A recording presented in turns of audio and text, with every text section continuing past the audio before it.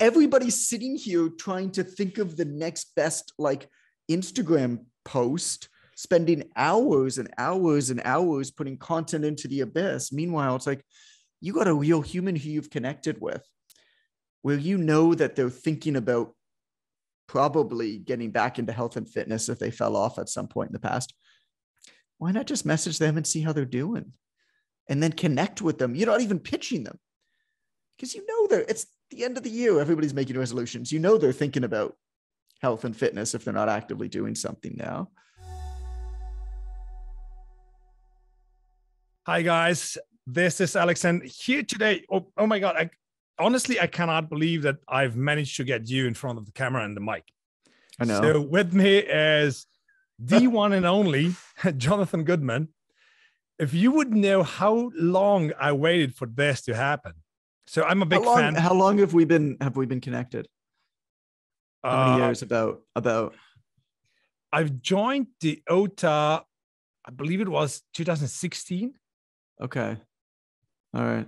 5 years, a bit over 5 years. It was in the beginning of 2016. 5-6 years. Yeah.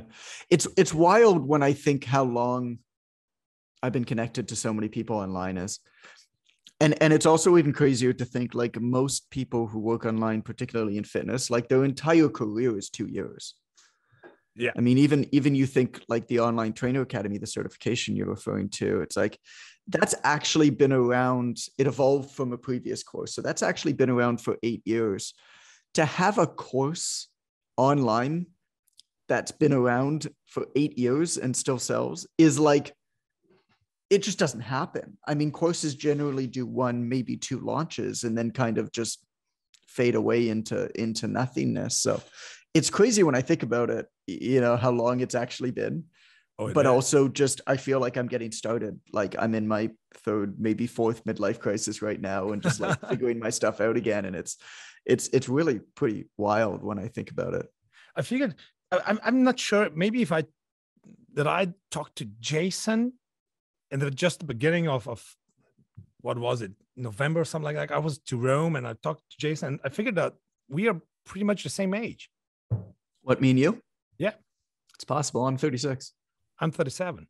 So here we are. Yeah, no wonder you have so much gray hair. Look at that. Yeah, I don't know that. old man Alex. Yep. Mm-hmm. That's what my kids call me. So I'm old for them. You know, and if I think back, so when did you start with online training? I got into online fitness in 2011. So I started writing my first book in 2009. I was 24 years old. And it's so funny looking back, because like, who the fuck was I to write a book at 24? It's such a ridiculous concept, but nobody else did it. And I happened to. Like, it's purely one of those, like, well, I mean, don't ask for permission, just like do it. And if people like it, then obviously, you know, put it out into the world and see what happens. And like, it's ridiculous to think that I wrote a book for my industry at 24 years old. Yeah, but why not? Well, that's exactly it. Why not? But, you know, like nobody else did it. That's the thing. I mean, and at the time, a lot of what I was talking about kind of ushered in this new era of personal training, which is personal training is at its core personal. Right? The quality of the workout you give to a client actually matters much less than whether your client wants to do the program or not. Like if they're not moving in the first place, it doesn't really matter that you're block periodizing their workout in you know, almost poetically. It just doesn't matter. And so, you know, I always ask this question of like, well, what comes first here?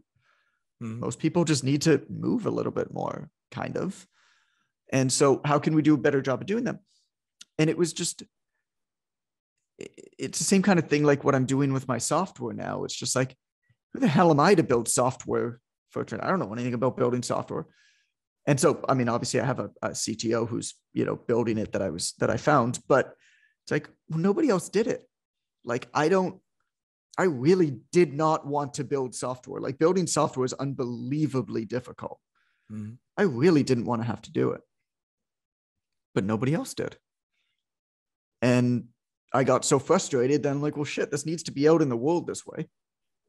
And I think it was kind of the same thing with the books. And so, I wonder these days, back then it was different. Back then in 2009, it was very different. It was kind of one of these like, you had to be very resourceful. The internet obviously existed, but it wasn't like Facebook ads were thrown in your face every day. It wasn't like you were getting pitched 30 times a day by people giving you opportunities. You had to go out and find it if you were looking for it. Like I studied online marketing with books that I got from the library. I mean, yep. I went to the bookstore, I found the best-selling books, I walked across the street to the library and I checked them out. Like that's how I learned everything. And I just feel like that skill perhaps has been lost. Like you can learn anything you want in the world, and yet people are asking Facebook groups instead of Googling how to do something. Isn't this scary? It's frightening. I'm looking at the younger generation. I mean, we're definitely not old. Okay, let's get this straight. So we're not old. Yeah, you are. That's just because of my gray hair. Come on. I would actually think about me in 10 years. I should be looking like Matlock. Yeah. You remember Matlock? I mean, the silver hair and everything. I like that. I'm looking forward to aging. I'm really looking forward to aging. I'm looking forward to maybe, like, not yet, but I'm looking forward to slowing down a little bit. I'm looking forward to just kind of perhaps taking my time a little bit more than I did. I mean, I've been so hyper aggressive professionally. In the first 10 years of my career, I wrote 11 books, well, 13 actually, 11 good books, put on 5 conferences, 6 digital products, a certification, a textbook, and over 1,000 articles, over 1 million words. Mm. Like, I am looking forward to kind of aging and being like, yeah, I'm going to take my time with this. Exactly. I don't know what the people are so afraid of. I mean, it's just, age is basically for me just a number. I don't feel like 37. I mean, I feel it like in my bones and my muscles and so on. So I'm not training as I was with 25. And I'm in the industry for over 20 years too. So I started when I was 16 to teach. Did you? My first clients. Yeah. Wow. You started at 16. I didn't even know. Was that like, were you certified or did you just start before you got certified?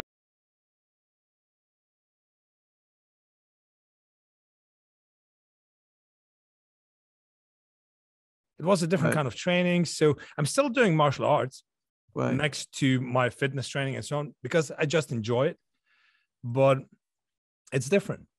So I got certified not long after that. I had my first club, like a martial arts club, when I was 20. I owned my one and only. So it was crazy, but you have to fall many, many times to get something right. So I've said, okay, let's do it. Don't be afraid. Just try. And if it doesn't work out, find something different. Right. So today it's a bit different. I have 2 gyms, one in Slovenia, one in Austria. I own altogether 6 companies. I'm doing certifications in Slovenia, in Austria, in Germany, taking basically a US company over with time and so on and so on. So it's been busy, but I haven't written a book yet. So this is on my list. Don't do it. Why not? It's a stupid thing to do. Why wouldn't you? I mean, it's just, man, you know what it is? It's just one of those things where the effort and the reward for the effort is so skewed. Like writing 11 books was such a stupid thing for me to do. And it was just, I couldn't not do it. Like, it certainly wasn't a profit maximization, a business growth maximization. I mean, my first ever book, Ignite the Fire, that should have been my only book. In fact, I'm actually doing a 10-year anniversary of that book in the middle of next year. And that is still, it was the first book I ever wrote. Out of everything I've done, that's the only thing that I get messages from every single day, that it's actually made a real impact in people's life. This one, I like the Vironomics. Vironomics was different. Vironomics is a different category. I mean, that's the only book that I've ever done on marketing. And Vironomics is a really funny book. I put it out. It's a marketing book, right? It's not a fitness book. And it was written in almost a cartoonish way, which I think is sort of some of the appeal. It's really, fast paced. But the research in it was actually really deep. Like I read at that point when I wrote the book, which was 2013, I had read every single research paper that existed on computer-mediated communication, on the psychology of message transduction online, basically everything that has ever been researched on narcissism, on all of these topics. And so it's funny when, movies come out like the Social Dilemma movie that came out on Netflix. I was like, I wrote about that shit in 2012. Like none of this is new. And so I just, I put the book out, self-published it, no fanfare or nothing. I put the book out and it was the #1 marketing book in the world for a period of time, which was wild. But it was just never a business for me. And so I was never interested in touring around. I was never interested in starting a marketing agency or doing anything with it. So I kind of just left it and went on to the next thing. And that's like my entire career is I'm really, really good at building stuff and I'm absolutely shit at running it. And so I build things or I write things or whatever it is, and I put out in the world. I'm like, all right, well, that's done. And then I go to the next. And I destroy things that I build because it's just no fun for me. The minute that something becomes successful, I get completely disinterested in it. And I just want to break it down and start something else. And so I think what I'll probably do in 2023 is I'll do an updated version. I might even try to get it conventionally published because that book has aged really well. Like that book is actually more relevant today than it was when I wrote it, which is pretty wild when I think about the fact that it's a book about social media published in 2013. I find it really helpful, especially for our industry. People that are starting up right now, how to communicate properly, how to communicate with the audience that you should be communicating and everything. You can get so much out of it. But still, how to communicate like a human online. This is something that we're missing today. Authenticity. Everything is. We've talked about my background. It's fake. So the problem that we have, people are being fake all the time. Showing something that is not true, and this fake image. Right. I think that for the fitness industry, this is a disaster. Because it creates so many false expectations and so on. It's so hard to work with that afterwards. To tell your clients, look, right now, of course, we can achieve a lot in 12 weeks, in 16 weeks, but we need a year time to get where you want to be. Right. Being realistic and everything, it's getting harder and harder because of those false expectations and fake trainers or influencers or what. Whatever. How do you look at this? It's so interesting to me how much people get drawn in by really fancy stuff and forget that basic human connection is actually the best marketing and the most important business development. I don't even know what you call it, tactic you could ever. And so I'm trying to push back on this on my platforms. I'm actually putting out something later on today where I'm basically just like, hey, this week, anybody who follows me on Instagram, I'm going to be sharing you strategies to get you a few clients now for after the holidays. And this isn't some big grandiose thing. I'm not going to give you some game changing, no, I'm just going to give you a bit of a nudge that should help you get 1 or 2 new clients to start the year off right. You know what the strategy is today? What? Email 5 previous clients with a message that literally says, totally random, but I was just thinking about you. You were always such a joy to work with. 2022 is coming up, and I don't know about you, but I'm dying for more human connection. So I thought that I'd say hello. You good? Question mark. Nice. That's it. Like, simple, easy. Like everybody's sitting here trying to think of the next best like Instagram post, spending hours and hours and hours putting content into the abyss. Meanwhile, it's like you got a real human who you've connected with, where you know that they're thinking about probably getting back into health and fitness if they fell off at some point in the past. Why not just message them and see how they're doing, and then connect with them? You're not even pitching them, because you know it's the end of the year. Everybody's making resolutions. You know they're thinking about health and fitness if they're not actively doing something now.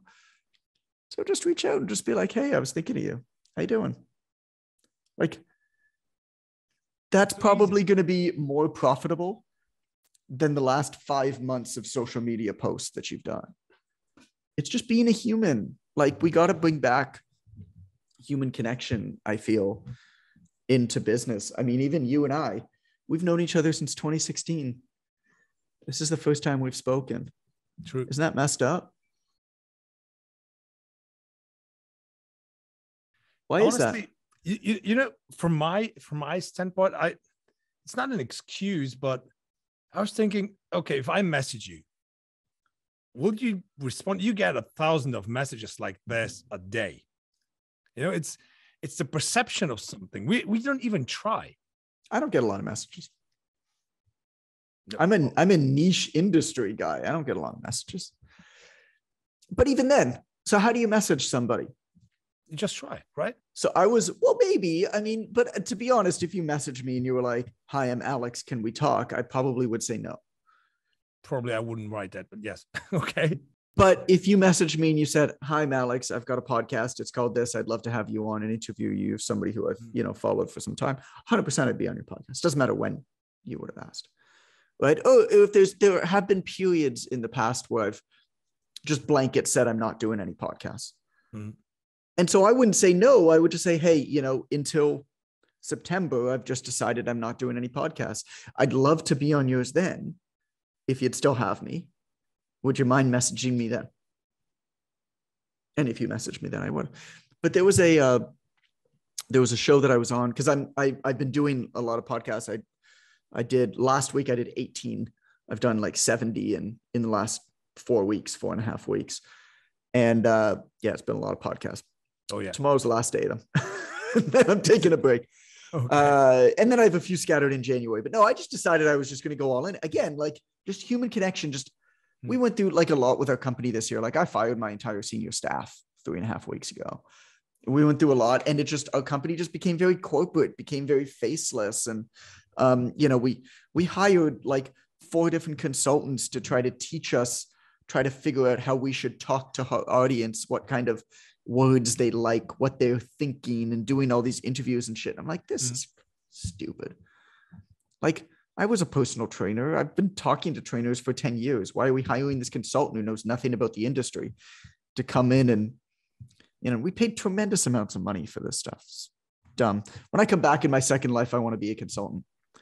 You just get paid a whole ton of money and you don't actually have to get any results. It sounds like a sweet gig.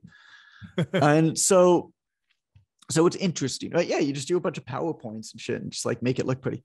But it's interesting because I just decided, I was like, I got to connect again on the ground level.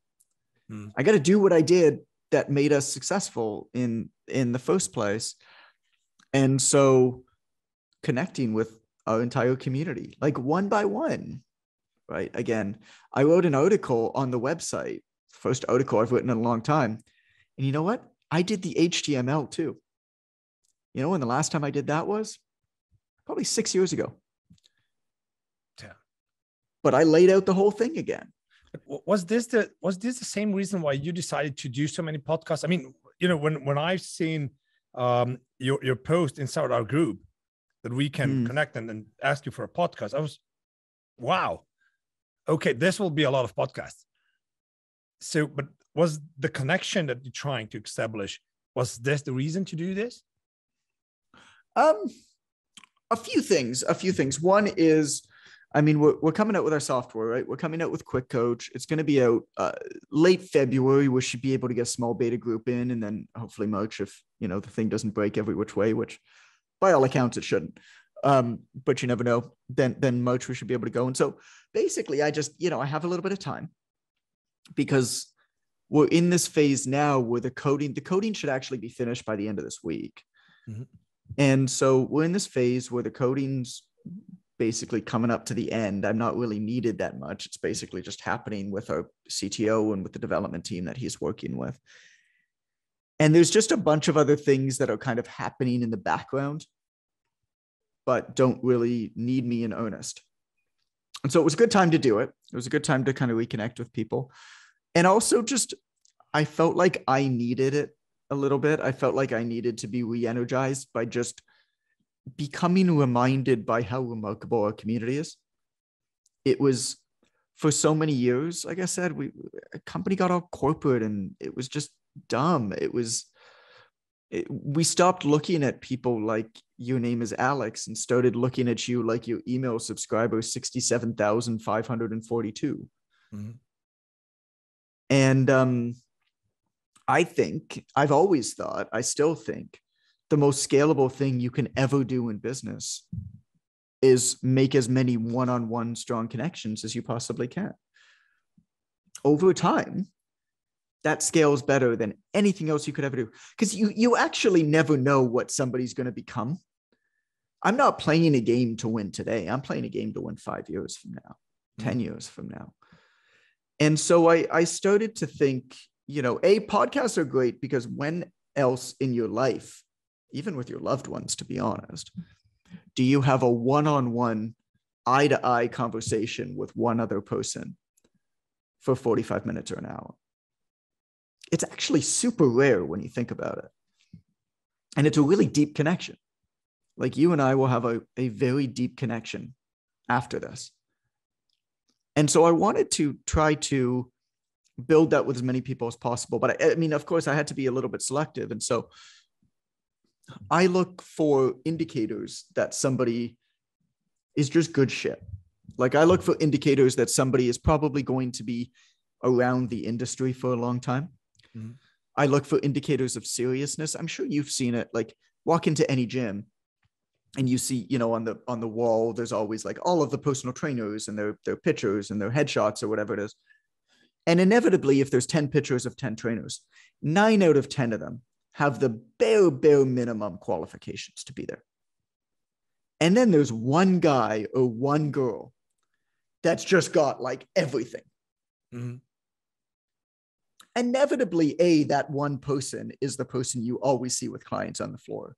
But also like that person's probably going to be around the industry for a long time. Their network and their reputation is probably going to grow over time. And they're probably a very good person to get to know earlier on, perhaps in their journey, because the odds that they're going to become more influential, the odds they're going to become more well-connected over time increase. And there's indicators like that online as well. You can look at somebody pretty quickly. And I don't know whether you do this or whether you can envision this now, but do this after we're done the podcast for the next couple of days. You look at how somebody represents themselves online. There are pretty clear indicators of seriousness and thoughtfulness, right? Do they care about how they come across? Do they care about how their accounts are set up, how congruent their accounts are? And one of those indicators, Alex, is they have a podcast. It's not the only indicator, but a podcast is something that it's not like that hard to do, but it's above the bare minimum. I tell this story all the time where my wife and I love to hike. So we've done a lot of road trips and hikes around national parks in Canada and the United States. And like inevitably you get to a national park, let's say in the United States, a really busy national park. Mm. And you get to the parking lot and it's super busy. And there's the one main path that leads to the one main attraction that's super busy. And then you walk 5 minutes beyond where the path ends and the trail starts. And all of a sudden you got the whole place to yourself. Like it doesn't take that much work above the bare minimum to get into a league of your own. And in our industry, you see this everywhere. It really doesn't take that much work, but very few people do it. And a podcast to me is a good indicator of that. So if I'm going to take my time and make one-on-one connections with people, I don't really care if their podcasts have audiences or not. I want to be on their podcast to get to know them. I want to be on your podcast to get to know you. If other people listening get value from it, that's great. But somebody who has a podcast is an indicator to me that that person is probably more serious about what they do. And the likelihood that their influence and network and reputation will grow over time in the years to come. Whether their podcast will become important or not is irrelevant. I mean, podcasts are a really shitty way to build an audience, so probably not. But it shows me they're the type of person that has better odds of being successful and sticking around. And so it seemed worth it to me to take some time for a month and basically just lay some groundwork and build some new connections with people that, you know, are at various stages of the game, some ahead of me, some behind me, some at the same stage as me, just to help, you know, I want to be around in 10 years. Mm-hmm. And that's all based on who you know. It is. Well, damn, if I look back, that's exactly what I was trying to do in the past. You know, I've connected to people that are still around, that are, that maybe weren't the big names 10 years ago, but they are big names today. Mm-hmm. And we're still friends. Yeah. You know, and that's more important to me than anything else right now, to be fair. You know, you got an example for me? I'd love to hear an example. Oh yeah, Luke Lehman. I don't know if you know. Oh yeah, Lehman, Muscle I've never met him. I know of him. He is. I always tell him that, and we got a thing going on. He was first visiting Slovenia back in 2014. Okay. So we've just connected quite well, and I'm so sorry that I couldn't be at their wedding in 2020 because of everything that was going on. Right. So, but Luke is my brother from another mother, so we just, you know, get along well. And, you know, for example, when he was first visiting Slovenia, it was me and my former business partner back then hosting him. So the story goes like that. We're both, you know, driving motorbikes. We love them. So we asked him, hey, do you got your driving license for a motorbike? He said, yes. What we forgot to ask him, have you driven one before? Okay, so I got him a big ass bike, put him underneath it, and we look at him, and as he was sitting on the bike, and oh my God, this won't go well. So like a 1200 engine and so on. So we were driving around Slovenia with that, and he just didn't manage it well. But it was a so funny story. So he was always slacking somewhere in the back of it, of a group. But you know, it was a connection. We have done a cooking show together back then in 2014.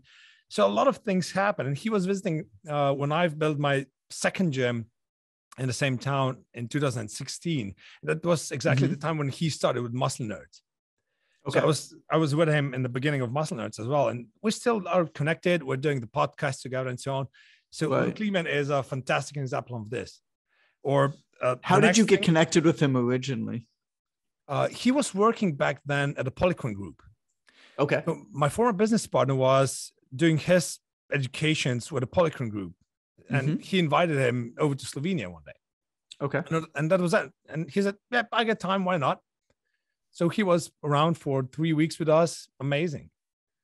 Or my biggest mentor and a very dear friend, Phil Learning from the UK. You know, I've just went, it was November 2013. I took my wife.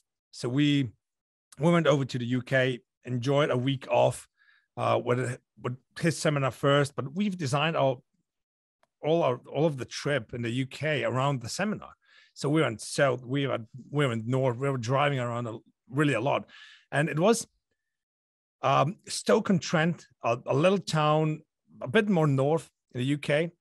Yeah. And I was the only one stepping up after the seminar, asking him, hey, would you be able to do a lecture in Slovenia with me? And he said, well, I don't know, maybe yes. Just right. And we'll see. and he did it in 2014, June, same motorbikes. And he is a motorbike lover as well. So I figured, okay, you like Ducati, I get you a Ducati. So we were driving around Austria and Slovenia, and we just connected. So we're very good friends today. And what I love about that is there was always something that you did that was beyond what you obviously have in common, which is, you know, the health and fitness thing. Like there's something that you found that the key to actually making connections with somebody is to figure out some sort of an uncommon commonality, something that you can connect on. In fact, that's actually the goal of small talk. And I learned this. So I'm introverted. My entire nature is introverted, and it surprises people because I'll give talks and whatever, but there's a misconception about introverts that they can't be around people. It's not true. It's like I can be around people. Basically, I start my day with 5 coins, and everybody I talk to, I give them a coin, and then I got to be by myself for a little bit of time. So I can stand on stage and give a talk, but I'm not going to the party afterwards. Or I'll go to the party afterwards, but I ain't giving the talk. Like it's that. And so, you know, I had to really study things like small talk and a lot of communication skills, because I realized how important it was, particularly in not so much in fitness, because it was largely one-on-one. I mean, my training was all one-on-one. And I worked in like smaller gyms where there wasn't as busy and as much going on. But then when I started building the online business, I started going to a lot of events, and it started to become very important to network. And so I studied things like small talk. And the key to small talk, to meeting people when you're shaking hands, is you follow a line of questioning to be able to figure out a way or one thing to go deep with that person on, one commonality. Could be a food you both like, could be some commonality about where they live. Because I've traveled a lot, I can often connect with people about their hometown or their home country. Could be like my buddy Sam Pogue, for example, is from Seattle. And I told him, growing up, I loved Ken Griffey Jr., this baseball player from Seattle. Well, now our entire relationship now, years later, surrounds Ken Griffey Jr. If I find a good video of Ken Griffey Jr., I'll text it to him. He sent me a Ken Griffey Jr. baseball card. I sent him a Ken Griffey Jr. figurine. And so the entire goal is to basically ask people these open-ended questions, looking for something that you can connect deeper with them on. And in your case, it sounds like motorcycle riding. Oh, not right, only. is one of them. Not only. It's one of them. It's one of them. I mean, Brett Schoenfeld was another thing like that. So I just messaged him one day and said, "Hey, Brett, would you be able to do a seminar with me?" Yes, why not? Okay, good. This was what? He just said yes. I remember. Sounds like something Brad would say. Yeah, sure, sounds like fun. Yeah, travel. Why not? And we went over to Arnold's house in Graz, which is just 30 minutes away from here. Okay, so what's cool? I know he is a foodie. So you mentioned you're not, but he is. I've eaten with Brad a few times. Yeah. So wine, cheese, fish, and so on and so on. Everything was there, and I enjoy it. He enjoys it. Perfect. And he's coming over to Slovenia in July again. So it's amazing. Brad Dieter was giving a seminar in Austria I was attending, and we just got along well. Talked about different things and so on, about business. It's amazing. And this is where I started to talk to people more and got back to the basics, of personal trainers, really. That should be the basic, right? Being personal and talking to people. Actually talking to other human beings as opposed to posting, into the abyss on social media and wondering why nothing's happening. Yeah, I mean, look, you're aware of this, right? We run some of the larger groups of personal trainers, and it's always so funny to me whenever I see these things. It's like somebody posting, they're like, "Hey, how are you guys all getting clients? I can't get any clients. I'm doing everything. I'm posting content daily on my Instagram and I have these funnels set up, but yeah, I don't have a single client." I'm like, wait, what? Like, you did all that shit, you don't have a single client? And so I just asked them, I'm like, "How many people have you spoken to today?" "Well, I mean, I have this ebook and it's going to this email and then it's this funnel and I wrote this copy and I hired this person to help me with the copy." I'm like, going to stop you for a second. How many people have you spoken to today? Well, none, but like I've been reading a lot on copy. I think you probably just need to speak to somebody. Like, I think all of this shit comes so much farther down the road that it's kind of just irrelevant for the time being. And you probably just kind of need to speak to somebody. Maybe we should focus on that. And it's astonishing to me how rare that is. And it hurts me because there's so many people in our industry that have so much potential to do so much good. And they're working so hard. And they're not getting anywhere with it. And it's painful because everybody is just trying to just get money out of them. Like, buy this software, do this thing, do this other thing. Like, you don't have a single client. Why are you taking your 4th certification right now? Get a damn client. You have no idea what to do with this information anyway. Because until you train with a whole bunch of people, you won't even be able to apply anything you're learning. True. This is something that I teach them in the basic personal trainer certification course. I tell them the secret. Tell them the big marketing secret of personal trainers. What is it? What is it? Tell me. When you're in the commercial gym, all you have to do is when a new client comes in, yeah. Hey, my name is Alex. I'm one of the trainers here. If you need anything, I'm here. I'm glad you're here. Thank you. Just talk to them because, and then remember their name next time they come in. But and make them feel popular. This little thing, this is a problem. Yeah. Because yell their name across the gym when they come in. That's something I learned from the most successful trainer I ever worked with. His name was Ian. He's still training. And biomechanically, physiology, programming, I know a lot of people who know way more than him. But you won't ever meet somebody who makes people feel as good about themselves as he makes you feel about yourself. You walk into the gym, doesn't matter if you're a client of somebody else's trainer, he'll yell your name across. Hey, John, good to see you, man. Yell it across the gym, make you feel like you're everything. Well, what happens then when John's trainer leaves and John's looking for a new trainer? Who do you think he goes to? Exactly. That's all there is to it. I usually tell the story to them. Why is Starbucks putting the name on a cup? Yeah. It's exactly the same thing. Eventually, if you go to the same Starbucks many, many times, and, the waiter is not changing too much, they remember your name. And it makes you feel good that someone, hey, Alex, this is your coffee. Oh, yeah, thank you. Like it. How you doing, Tom? And this is the basic human connection that we're trying to establish. But most people are sitting in a dark corner of the gym, looking through someone else's Instagram page or something like that instead of talking to people. Even online, I always think about it like Instagram is obviously very impersonal, but you can make it a little bit more personal. And it's surprising to me how few people do.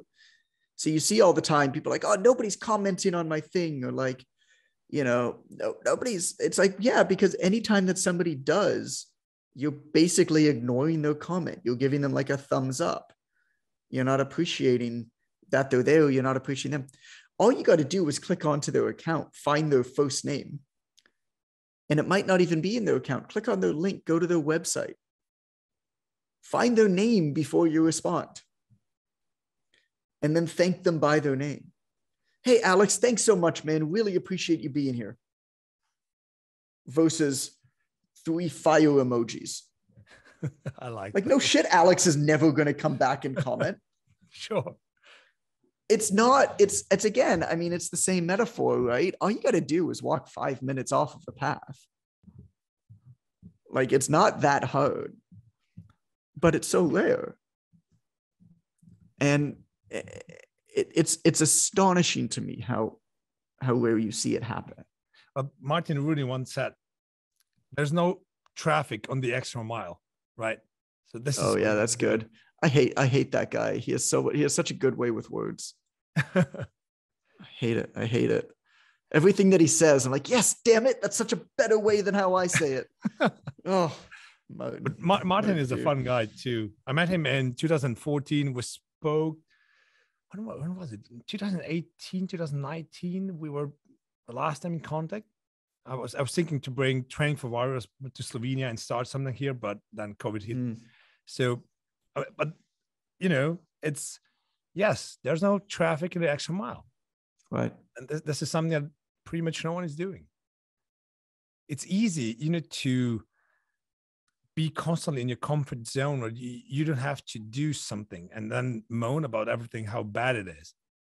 Right. That's not hard.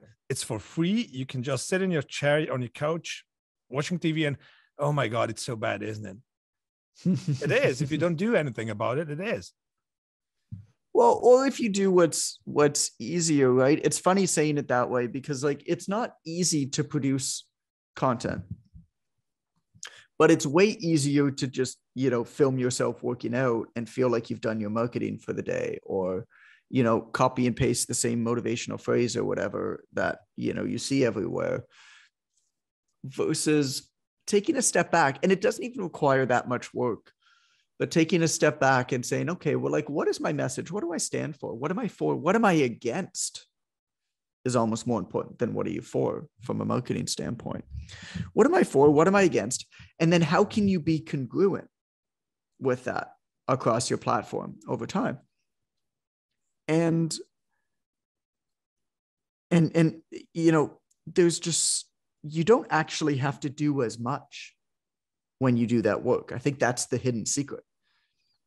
One great piece of content will do the same amount of work as 1,000 mediocre pieces of content. That's the hidden secret about content marketing, is that most of it does nothing, literally nothing. But one hit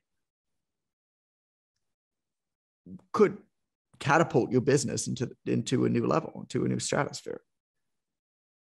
And but you're never going to get that if you feel like you're on this content wheel where, oh, it's Tuesday at 11, so I have to post something because it's Tuesday, because I have to post content on Tuesday. It's like, well, have you thought about why? Have you thought about why that is that true? If you don't post, are you going to get a whole bunch of messages from people saying, where is it? I'm missing it. So do you really need to post on Tuesday? No, you need to be consistent for sure, but you need to be way more thoughtful, I think. And so, our mantra with business this entire year in 2022, this upcoming year, is do less better. It's like, we're not doing anywhere close to as much. I'm sending one email a month. That's it. But this will be the one. It'll be the one. And you know what? Instead of having a 13% open rate on my emails, now I have a 76% open rate.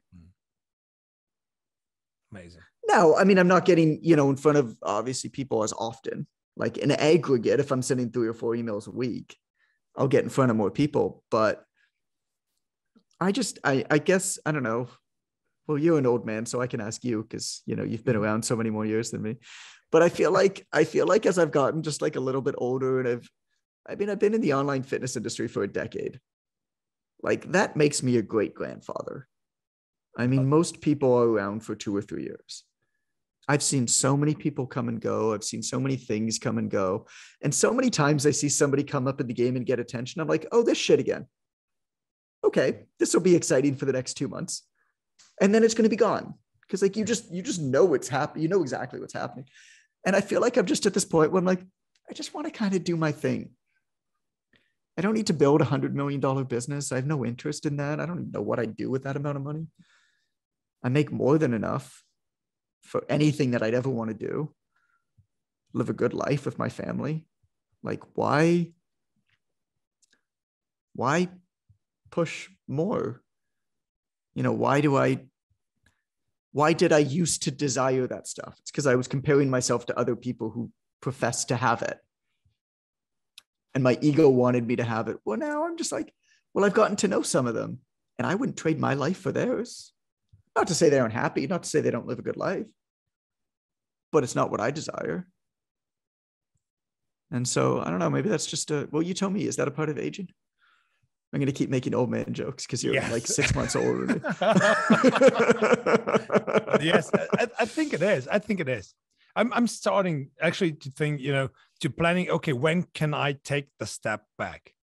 I still have my goals that I want to achieve, but do I have to achieve them for any price, regardless? Or right now, because you have kids, right? Yeah, 2 of them. How old? 2 girls, 14 and 6. Your kids are a little bit older than mine. I mean, I've got a 4.5-year-old, and I've got my next child due in April. And we had 4 miscarriages trying to have our second one. And then my wife got diagnosed with thyroid cancer 3 weeks before she got pregnant. She's fine. Don't get me wrong. Like, she'll be fine. But do I need this all to happen right now? Or can I just give it 5 or 10 years? And things are good and not push it. I'll start another business at 40. Start another business at 42. I don't care. 45, 50. Go have 3 or 4 more midlife crises by then. And so, why? What's the point? What's the point? If you understand what's important, to you, and you do that, that's the reason why I'm in Mexico right now, and I'm jealous. So, John, I just, because I know you have to jump to another thing right now, and I would like to thank you so much for taking the time off today to do this. Of course, it was a pleasure, man. And it was really nice to talk to you. Some important insights for personal trainers too. So just listen thoroughly to this because it's important. And I hope let's talk soon again. Absolutely. I enjoy that. Will do. Thank you, Alex. Bye-bye. Thank you, John. Have fun. Bye.